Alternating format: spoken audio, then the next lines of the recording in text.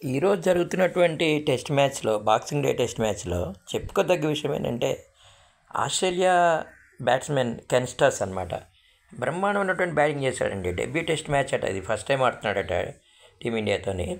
అసలు రివర్స్ తిరిగి షాట్లు కొట్టడం, 4లు 6లు బాదడం, ఇవైతే 60 రన్స్ వేసినట్టున్నాడు 65 బాల్స్లోని.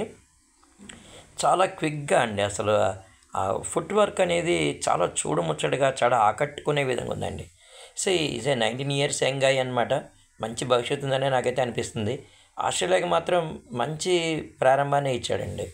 అసలు ఒకటి రెండు షాట్లు అయితే మాత్రం చాలా చాలా చూడముచ్చటగా అండి. అసలు బాల్ని ముందే ప్రిడిక్ట్ చేసి వెనక్కి తిరిగి అసలు అది 4లు కొట్టడం కానీ, 6s బాదడం కానీ, అంటే ఒక స్టైలిష్ గేమ్. అసలు క్రికెటే స్టైలిష్ గేమ్ అండి. మన టీమిండియాలో కూడా ఇలాంటి బ్యాట్స్మెన్లు, మన రిషాంత్ రెడ్డి లాంటి వాళ్ళని మనం చాలామంది చూసాం మనం.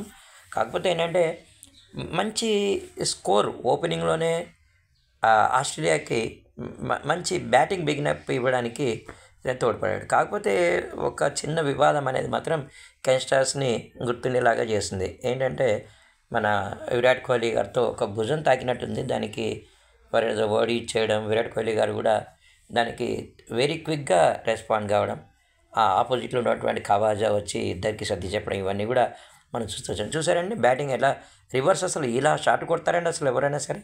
ఇవన్నీ T20లో చూసే విన్యాసాలు ఈరోజు టెస్ట్ మ్యాచ్లోనే మనం చూడగలిగాం అనమాట. ఇప్పుడు ఇలా కొట్టడం వల్ల కూడా అది 4కి వెళ్ళిపోయిందండి. అసలు మొత్తం ఫీల్డర్స్ అందరూ కూడా మనం ఏంటంటే ఇటు పెట్టాం, ఎటు స్లిప్స్లో ఇవన్నీ గలీలో అనమాట.